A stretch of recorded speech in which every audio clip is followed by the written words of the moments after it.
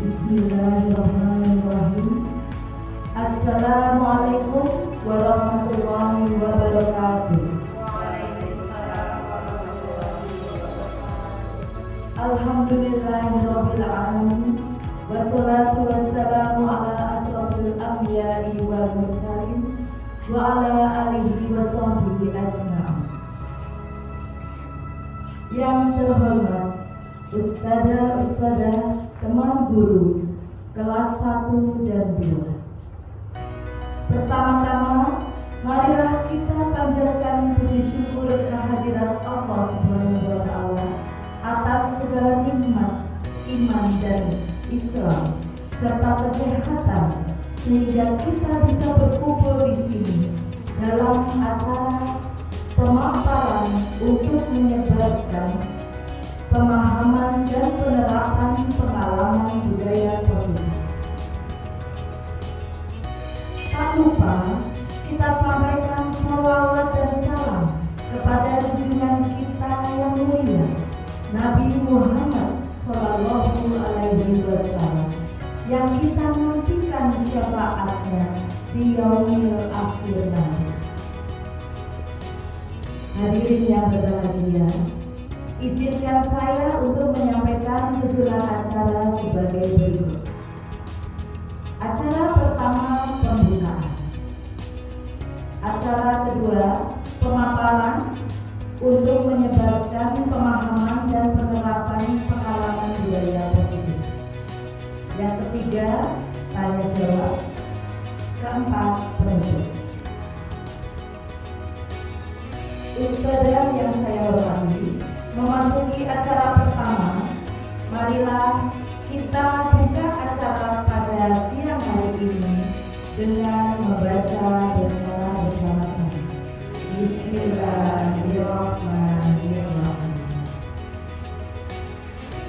Baiklah, para ustadzah yang berbahagia, kita akan memasuki acara inti, yaitu pemaparan dalam menyebarkan pemahaman dan penerapan pengalaman budaya positif.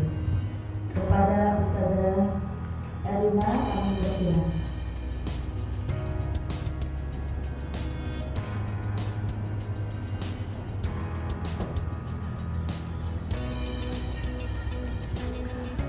Assalamualaikum warahmatullahi wabarakatuh. Waalaikumsalam warahmatullahi wabarakatuh. Pertama-tama saya ucapkan alhamdulillahirrahmanirrahim, terima kasih kepada teman-teman dari kelas 1 dan kelas 2 yang sudah berkenan hadir di aula dalam acara penyebaran pemahaman dan penerapan pengalaman budaya positif. Sebelumnya, perkenalkan, nama saya Erina Hermawati. Saya adalah salah satu calon guru penggerak di angkatan 11.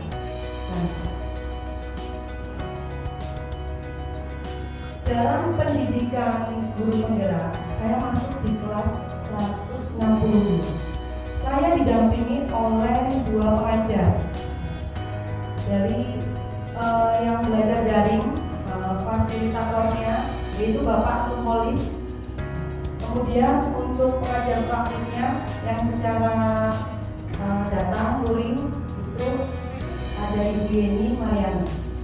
Jadi dalam pendidikan guru penggerak kita selalu belajar bersama-sama. Kemudian teman-teman satu kelas saya ada 5 orang. Ya, alhamdulillah kami berkumpul dari berbagai macam sekolahan, ada SMK, ada SD, ada SMP, seperti itu. Tapi sebelumnya biar semangat. Mana semangatnya? Ini semangat. Oke, alhamdulillah. Baik, karena waktunya sudah pukul 9 lebih, dalam hal ini saya akan memaparkan beberapa konsep inti budaya positif. Nanti ada perubahan paradigma belajar, kemudian ada disiplin positif, ada nilai-nilai kebajikan, kemudian ada motivasi perilaku manusia, dan posisi kontrol guru, serta ada keyakinan kelas, kebutuhan dasar manusia, dan segitiga dan seterusnya.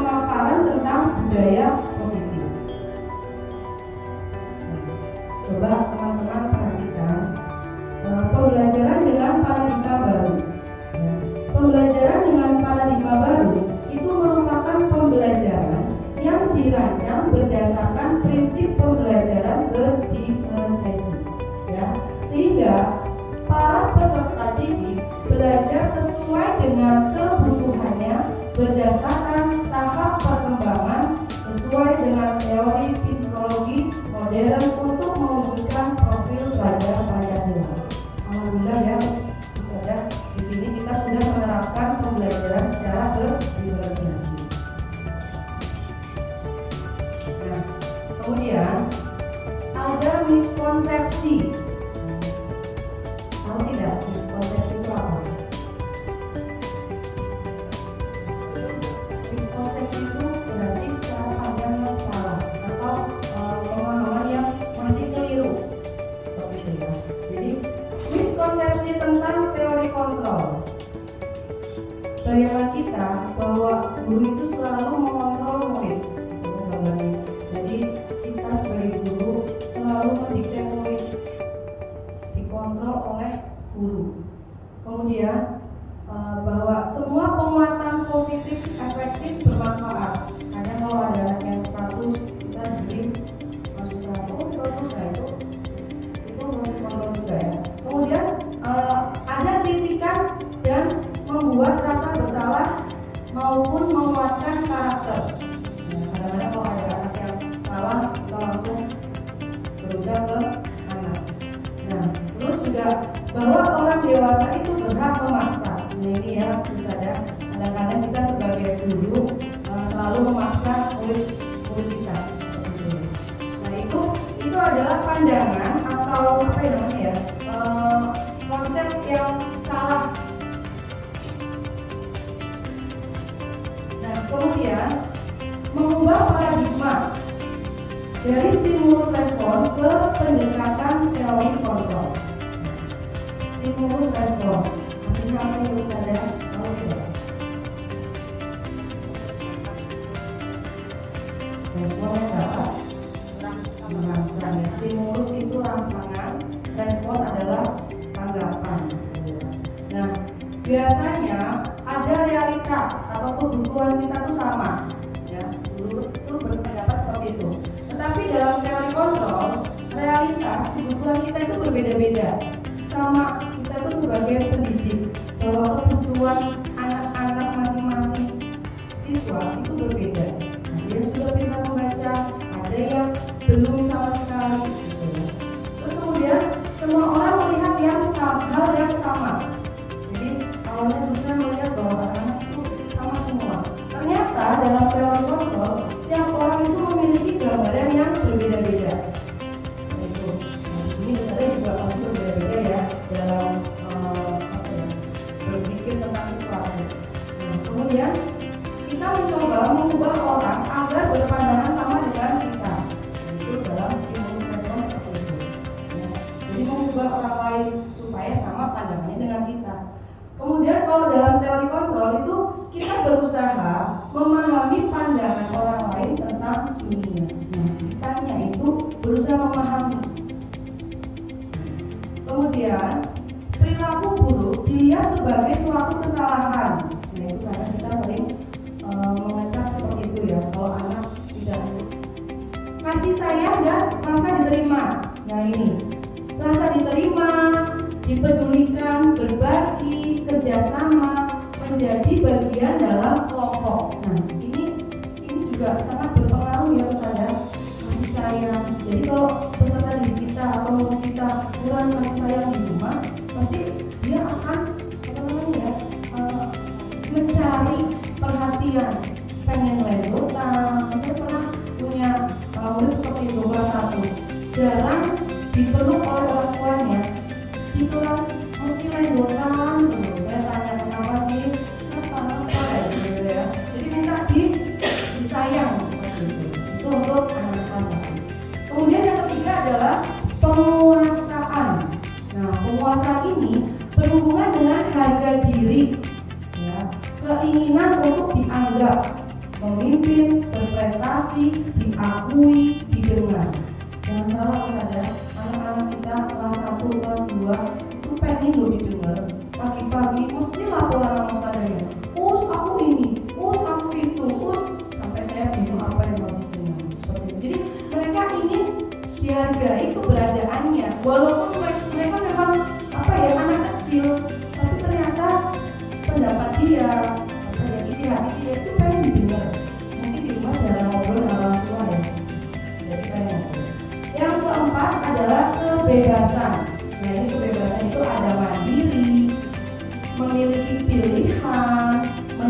hal baru, mampu mengendalikan arah dirinya.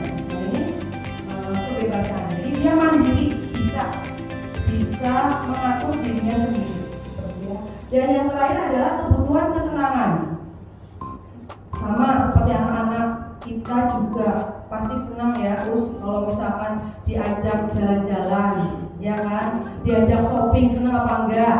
Nah, sama seperti anak-anak pun seperti itu, suka bermain, apalagi kelas 1, kelas 2, ya, cepat-cepat menyelesaikan tugas, terus maunya main, ya. Kalau saya perhatikan seperti itu.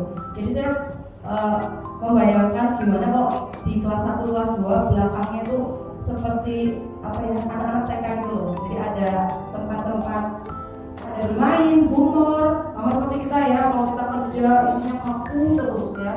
Kan pengen ketawa gitu ya, untuk menghilangkan stres ya. Terus ketawa antusias.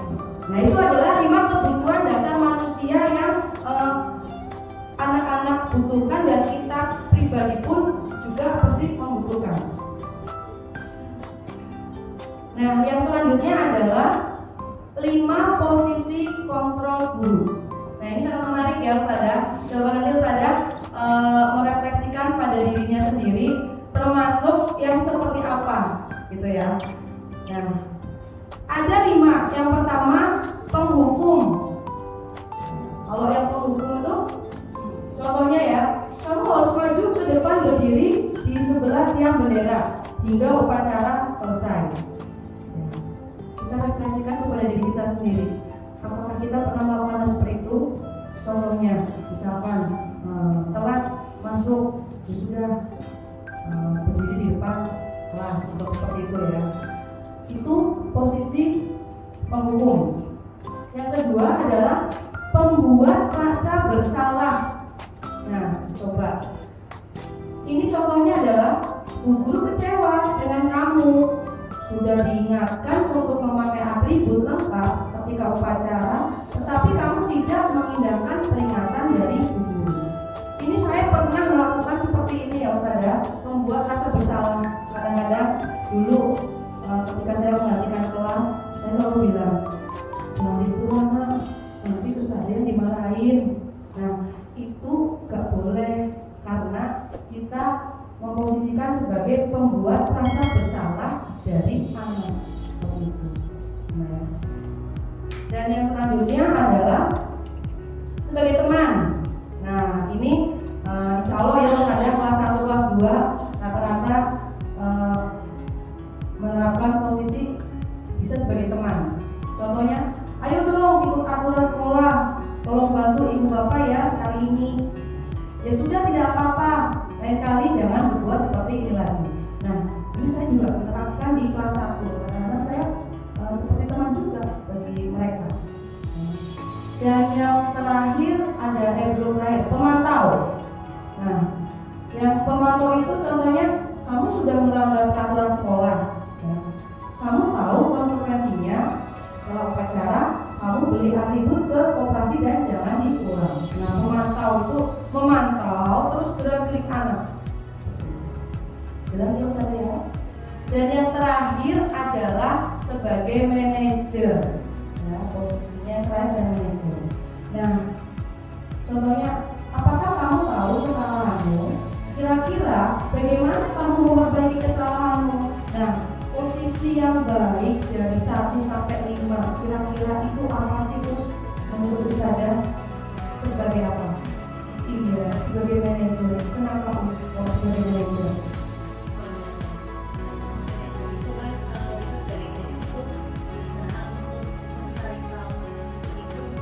Tahu sendiri kesalahannya apa dan memperbaiki dirinya seperti apa. Ada yang lain Bapak mungkin sebagai apa? Kalau yang tepat memang sebagai manajer ya. Jadi kalau manajer itu tidak langsung menghukum, tidak langsung memberi hukuman gitu ya. Jadi menanyakan dulu. Jadi kita perlu bertanya. Itu di sini nih saya merasa sedih ya. Kadang-kadang ternyata saya juga salah juga, kadang-kadang menghukum anak seperti itu ya. Terus tapi kadang-kadang kita juga sebagai teman ya, kadang-kadang juga sebagai memantau. Nah, jadi yang terbaik memang manajer, ya. Tetapi dikondisikan jika anak tersebut butuh kedekatan, ya mungkin kita memposisikan sebagai teman bermain seperti itu ya, atau sebagai pemantau. Tapi jangan sebagai penghukum ya misalnya ya. Jadi tolong dirubah. Dan yang selanjutnya adalah teori motivasi perilaku manusia. Nah ini sangat menarik. Ya. Teori motivasi perilaku manusia. Motivasi itu apa sih, Us? Ada yang tahu? Motivasi semangat, dorongan juga, ya semangat, dorongan yang muncul dari diri itu. Nah, yang pertama itu kalau manusia yang pertama untuk menghindari ketidaknyamanan atau hukuman. Nah, biasanya anak-anak tuh termotivasi aku dihukum, jadi aku cepat nulisnya. Itu berarti kan ada rasa ketidaknyamanan atau takut karena hukuman. Gitu ya. Itu yang muncul bukan dari dalam dirinya. Jadi dia takut karena takut dihukum kan, jadi aku diem, nggak ada urusannya dihukum. Begitu kan biasanya ya, kita keluar, anak-anak suruh diem dulu, kita keluar, kamu berani dihukum. Setelah kita balik, masih pada dihukum. Itu karena motivasinya dia itu karena menghindari hukuman. Nah, yang berubah us. Yang kedua adalah untuk mendapatkan imbalan atau penghargaan dari orang lain. Nah, yang tadi yang saya jelaskan, ya mau maju tapi dikasih bintang dulu. Bisa seperti itu. Misalnya jika ikut ini nih, benar-benar seperti, harus belajar lagi. Yuk yang maju nanti dapat hadiah. Berarti yang membuat nilai kelompok itu ini ya, Us ya. Tidak perlu ya. Tapi biasanya di kelas 1 kelas 2 itu masih tetap ya. Iya, masih tetap. Kondisional ya. Nah, yang terakhir ini untuk menjadi orang yang mereka inginkan dan menghargai dirinya sendiri dengan nilai-nilai yang mereka percaya. Nah, ini tuh yang kita sama-sama saling berkolaborasi untuk membuat tujuan dari pimpinan kelas dengan kesepakatan kelas. Kemudian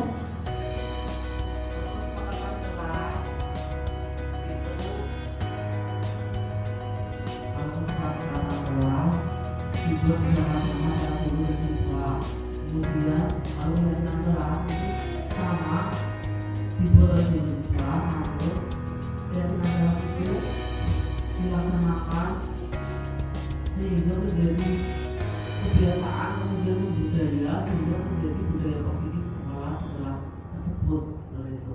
Jadi lebih tinggi keyakinan kelas. Terima kasih Gus. Yang lain ada yang berpendapat? Sama. Iya. Awalnya saya tuh tidak paham. Harusnya keyakinan kelas atau kesepakatan kelas sih? Nah, setelah saya ikut CGP ini baru dibukakan pikiran saya. Ternyata kalau kesepakatan kelas itu setiap kita mau ngajar sepakat. Nah, ketika kita ada ngajar, jadi ya kita sepakat ya.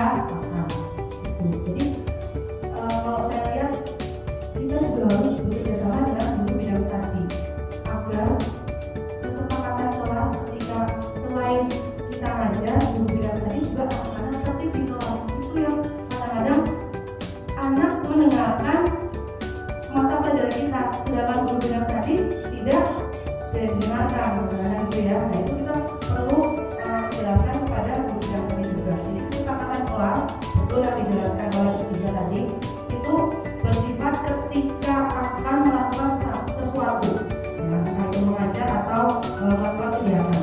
Tetapi kalau keyakinan kelas itu, ya, itu lebih tinggi, ya, memunculkan kesadaran intrinsik dari dalam diri sendiri, motivasi. Nah, itu yang saya harapkan mudah-mudahan di SMA Sekolah 2 ini memiliki keyakinan kelas dan nantinya juga menjadi keyakinan sekolah ya Us ya. Nah, itu. Jadi mewujudkannya itu butuh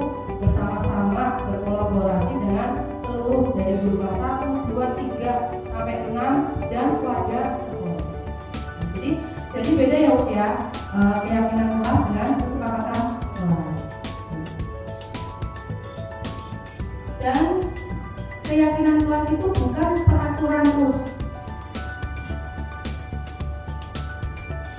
Jadi ketika membuat keyakinan kelas tidak boleh ada kata jangan, gitu ya Mas ya.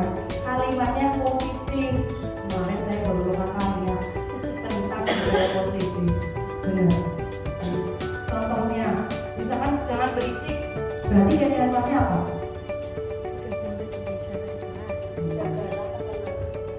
Bisa menghormati orang lain.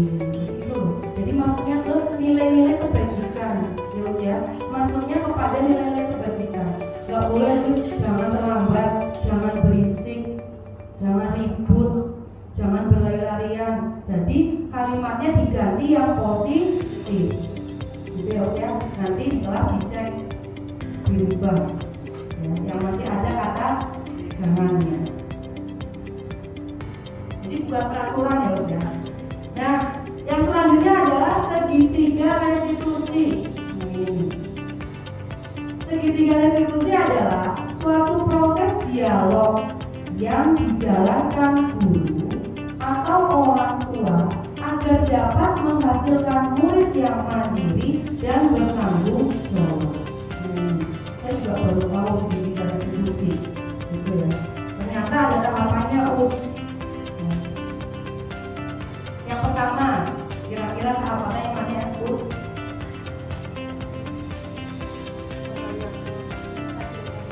Ya, yang pertama mana? Iya betul. Yang pertama adalah menstabilkan identitas. Tuh.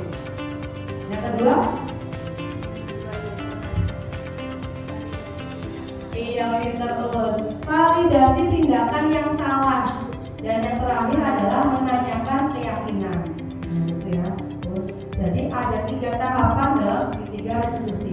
Menstabilkan identitas itu apa? Nah, jadi ketika kita punya permasalahan dengan murid kita, itu jangan langsung main hukum, ya. Kita gunakan segitiga restitusi ini. Pertama, menstabilkan identitas, ya. Berdasarkan prinsip membuat kesalahan adalah bagian dari proses pembelajaran. Ya, kita itu manusia biasa, pasti pernah melakukan kesalahan. Begitu juga murid kita. Ya, jadi melakukan kesalahan itu wajar, tapi jangan sampai terus ya. Kita sebagai orang besar, sebagai guru, memberi nasihat. Tapi jangan langsung dimarahin, kamu salah begini, gitu enggak. Jadi kita tuh harus seperti yang sabar, gitu ya, sabar. Jadi ya, bahwa kita pun waktu kecil juga pernah melakukan kesalahan. Terus menggeser identitas gagal ke identitas sukses. Nah, ketika anak menjatuhkan piring terus langsung dimarahin, itu nggak boleh. Dia harus pelan-pelan. Jadi, dulu saya juga pernah kok jatuhin piring. Jadi dibuat anak tuh jangan merasa aku salah nih, aku berarti salah, aku gagal. Jadi ngedon seperti itu ya Mas ya. Nah, itu adalah proses menstabilkan identitas. Seperti itu ya. Tahap selanjutnya validasi tindakan yang salah. Nah, kita memvalidasikan berdasarkan prinsip setiap perilaku berupaya memenuhi suatu kebutuhan tertentu. Nah, misalkan anak di kelas lalu ribut, beri perhatian, ternyata anak tersebut kebutuhannya ada yang belum terpenuhi. Jadi perilakunya apa sih, kebutuhan apa sih yang bisa kita sayang. Terus guru akan bergeser dari pemikiran stimulus respon, yang tadi itu, menjadi proaktif. Kita langsung memahami kebutuhan anak. Jadi makanya ketika saya belajar modul budaya positif itu berat banget, banyak sesuatu yang jauh dari harapan, benar. Ternyata jadi seorang guru tidak mudah gitu. Ya.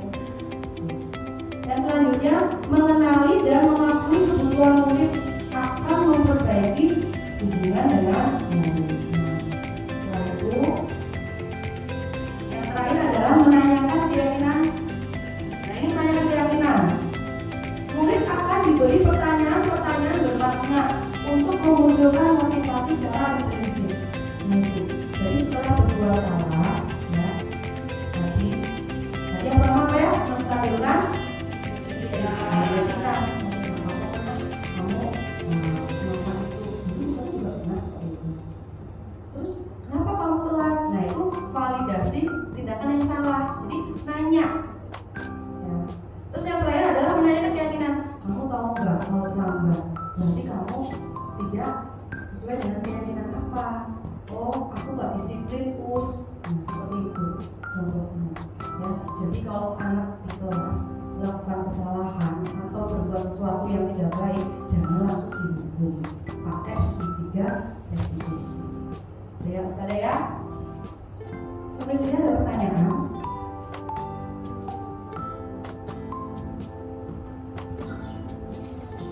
Iya.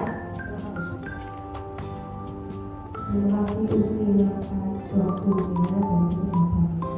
Mungkin saya tanyakan bagaimana segitiga restitusi yang telah diterapkan Ustinya dari apa sih contoh konkretnya di dalam kelas terutama satu ya Usti. Terima kasih. Pertanyaannya baik sekali. Contoh penerapan segitiga restitusi di kelas. Alhamdulillah itu juga termasuk tugas saya CGP ya, membuat segitiga restitusi. Ini saya ada videonya Mas. Baik Ustazah, saya akan menjawab pertanyaan dari Ustazah Kiki. Bagaimana penerapan segitiga restitusi di kelas? Ini saya ada videonya ya Ustaz ya, tolong diperhatikan. Kasus 1.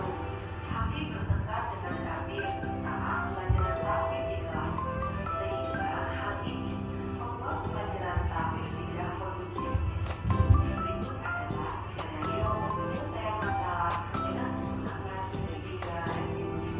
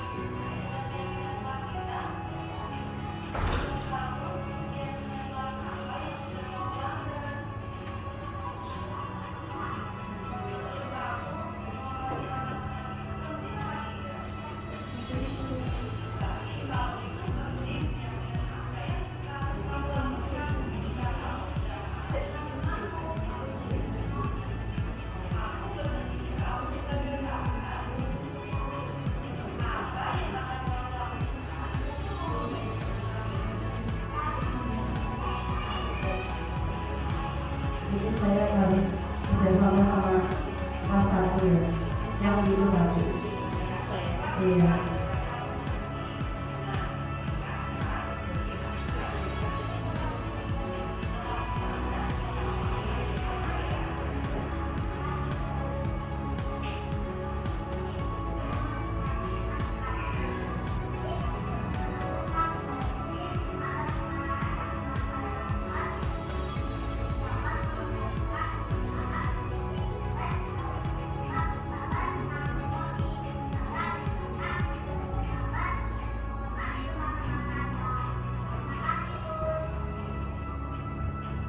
Nah, seperti itu Ustazah contohnya. Jadi ketika ada anak yang bermasalah di kelas, jangan langsung diberi hukuman. Kita panggil, gitu ya, kita tanya menggunakan segitiga restitusi.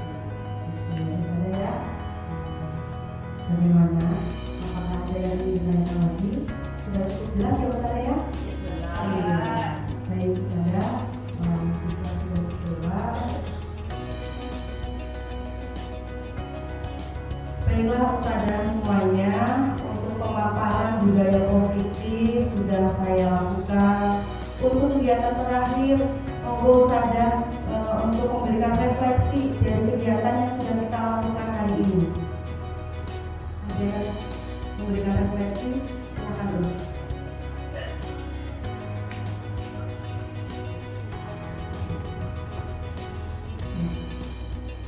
Terima kasih Ustazah atas kesempatan waktunya.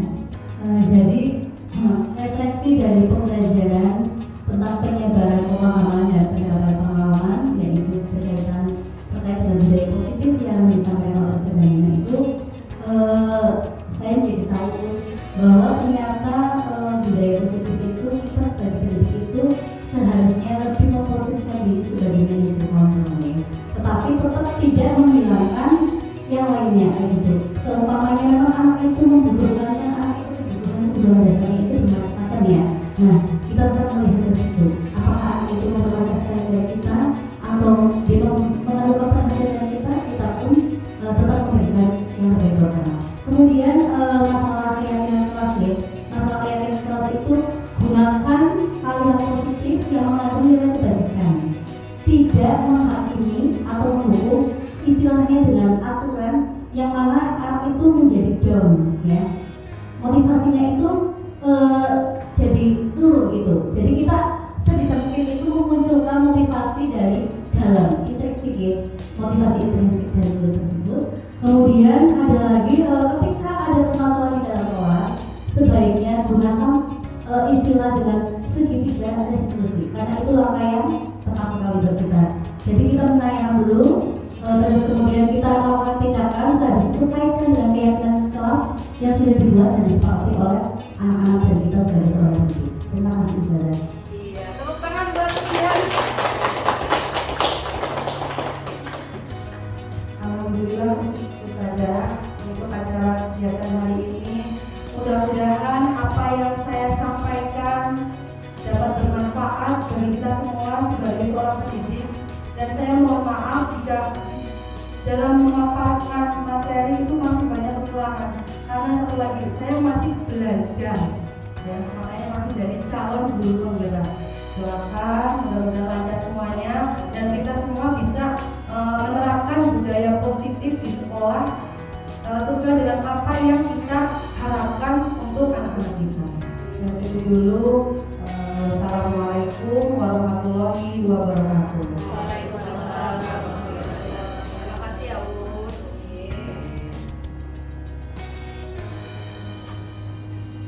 Teman-teman Ustazah yang saya hormati, demikianlah acara pemaparan untuk menyebarkan pemahaman dan penerapan pengalaman budaya positif yang dibawakan oleh Ustazah Erlina. Semoga dengan adanya acara pemaparan ini bisa membawa manfaat untuk kita semua. Amin.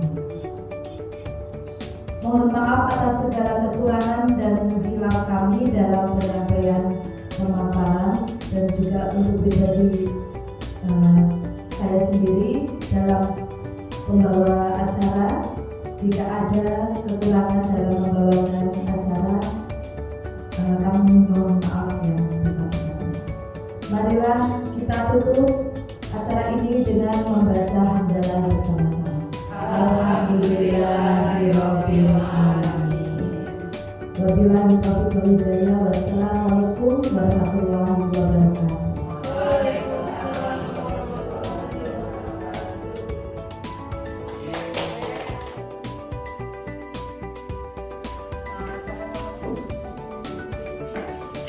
Ustazah beri salam dulu ya. Assalamualaikum warahmatullahi wabarakatuh.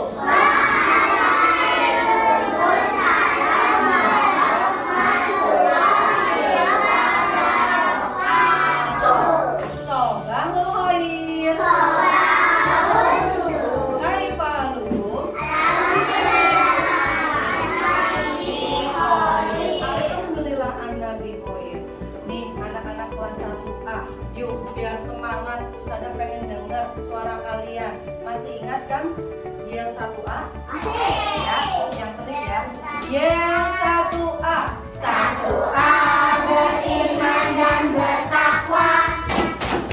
1A berkebinekaan global. Mandiri gotong royong, bernalar kritis. 1A memang kreatif. Mana sikap rapimu? Ini sikap rapimu. Hebat. Nih, anak-anak kelas 1A yang soleh dan soleha. Hari ini Ustazah akan mengajak kalian membuat keyakinan kelas. Ya, keyakinan kelas. Ada yang tahu tidak? Keyakinan kelas itu apa sih? Mesti baru dengar ya? Kenapa nak? Iya, keyakinan kelas. Keyakinan kelas. Bisa jelaskan ya? Keyakinan kelas itu hampir sama seperti peraturan kelas atau tata tertib kelas. Ya. Tapi berbeda. Kalau keyakinan kelas itu diyakini oleh diri sendiri. Jelas ya, yakin. Tapi kalau peraturan kelas biasanya ya dibuat hanya satu pihak saja. Jelas ya. Nah, kalau keyakinan kelas, ayo Mbak Zia, ya, itu biasanya dibuat dengan menggunakan kalimat yang positif. Nah, kalau tata tertib, ya contohnya jangan berisik, ada kata jangan berisiknya. Kita ubah menjadi keyakinan kelas. Jangan pakai jangan, kira-kira apa? Jangannya dihilangin jadi berisik. Berarti mendengarkan Ustazah pinter. Berarti artinya kamu tidak boleh berisik, ya. Jangan bilang jangan berisik. Tapi tulisan dalam keyakinan kelas adalah mendengarkan Ustazah. Ada lagi. Jangan buang sembarangan. Ada kata jangannya. Berarti kita ganti. Keyakinan kelasnya apa? Buang sampah. Pinter Hamis, buang sampah di tempatnya. Pinter tadi Ustazah lihat. Pinter Reza, menghormati teman, ya, menghormati guru. Iya, menghormati orang tua. Tidak pilih-pilih tempat. Terus ketika kamu masuk jangan terlambat. Berarti keyakinan kelasnya apa? Harus tepat waktu. Iya pinter, harus tepat waktu. Nah sekarang Ustina minta tolong anak-anak kelas 1A yang soleh dan soleha, ya. Ustazah akan membagikan, ya, satu kertas, satu anak satu. Nanti di sini kamu tulis, ya, keyakinan kelas yang kalian inginkan dan nanti kita sepakati bersama. Oke, satu aja, ya. Nanti kamu tulis namamu, nama saja nggak apa-apa ya. Habis itu tulis pendek aja. Tulis keyakinan kelasnya. Nah, setelah itu selesai, nanti kamu tempel di, nah, yang sudah sediakan, ya, papan keyakinan kelas. Understand tugasnya? Jelas? Oke, bisa. Sekarang tugas kalian keluarkan pensil saja, ya.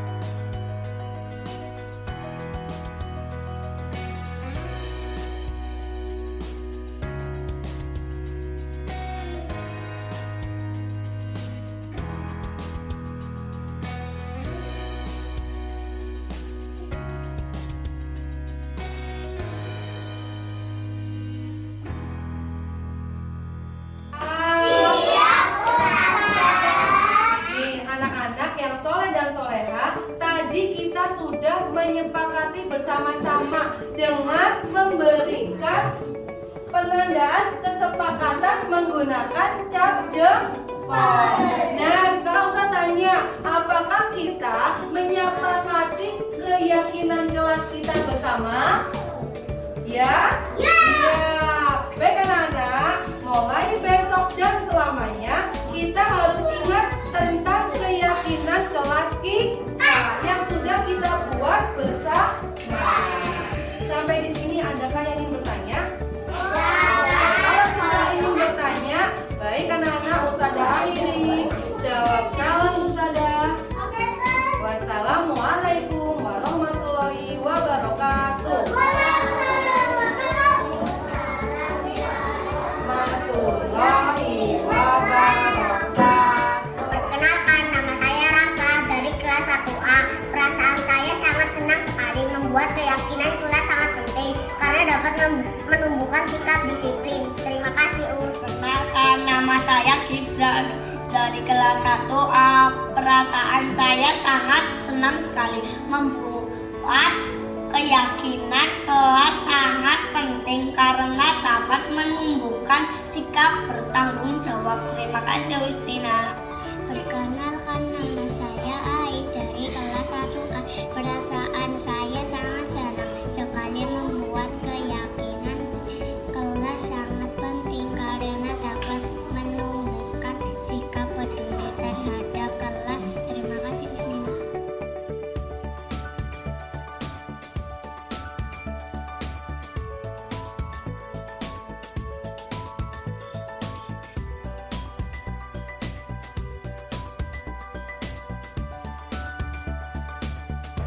Kusina dengar tadi saat pelajaran tajwid kamu bertengkar ya dengan Hakim.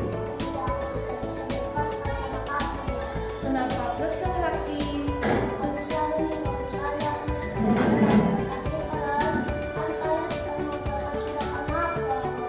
Oh begitu, ya wajarlah kalau Hakim kesel sama Kabir. Kalau Kusina di posisimu juga akan merasakan hal yang sama. Lalu apa yang kamu lakukan terhadap Kabir saat pelajaran takbir?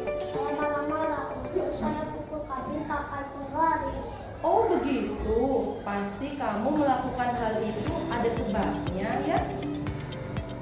Lalu saya kan sedang melaksanakan surat Al-Ma'idah, tapi Kabir selalu mengganggu saya sehingga saya menjadi tidak fokus.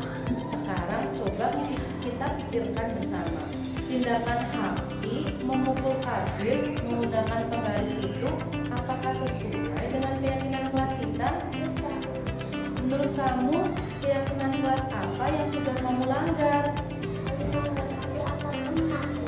Menurut kamu, menghormati antar teman itu penting apa tidak? Baik, kalau itu penting, keyakinan apa yang harus kamu lakukan jika kamu sedang marah dengan temanmu? Kamu bersedia untuk belajar sabar? Apa yang akan kamu lakukan untuk memperbaiki masalah ini?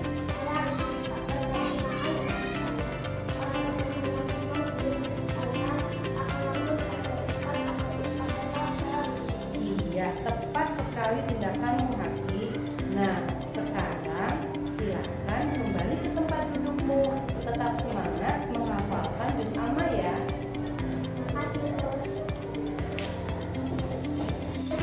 Tapi senang sekali diajak diskusi untuk menemukan solusi atas kesalahan yang telah saya lakukan untuk dapat mengendalikan diri saat emosi dan harus bersikap sabar menahan emosi. Saya harus banyak belajar sabar dan menghormati teman-teman saya. Terima kasih, Us.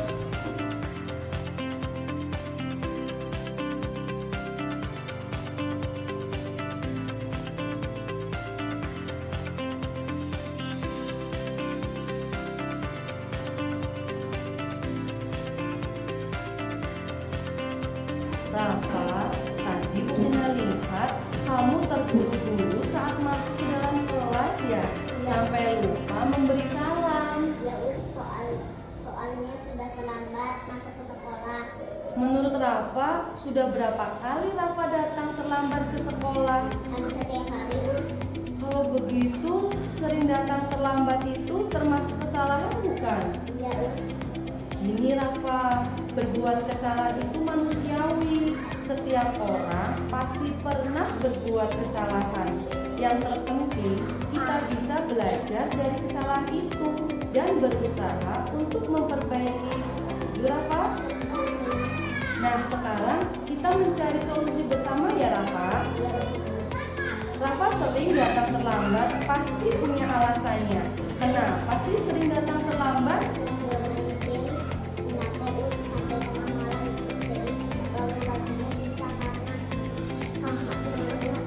Rafa tahu keyakinan kelas yang sudah kita sepakati bersama? Kalau terlambat datang ke sekolah, sesuai dengan keyakinan kelas kita apa tidak, Rafa? Menurut Rafa, keyakinan kelas apa yang sudah Rafa langgar? Menurut Rafa, disiplin itu penting apa tidak? Penting, Us, karena dapat membuat saya datang tepat waktu ke sekolah dan dapat menghargai waktu. Betul, dengan disiplin kita dapat menghargai waktu dengan baik dan kemudian kita dapat belajar disiplin sejak dini. Ya, Us, Rafa menyesal sudah sering terlambat ke sekolah dan Rafa tidak akan mengulangi lagi dan akan memperbaiki kebiasaan tidak berminat. Sampai larut malam, mohon maaf ya, Us. Iya Rafa, sikap Rafa sudah benar dengan meminta maaf. Besok tidak diulangi kembali ya. Kemudian, apa tindakan Rafa agar tidak terulang kembali? Rafa akan membatasi bermain HP di malam dan akan tidur lebih cepat, Us, agar besok pagi bisa bangun di awal dan tidak terlambat lagi datang ke sekolah. Baik Rafa sudah menemukan solusinya dan Ustazah akan bekerja sama dengan orang tuamu agar Rafa tidak datang terlambat lagi datang ke sekolah. Terima kasih, Us. Us, Rafa senang sekali diajak diskusi untuk menemukan solusi atas kesalahan yang telah saya lakukan. Saya tidak akan bermain game lagi sampai larut malam agar tidak kesiangan berangkat ke sekolah.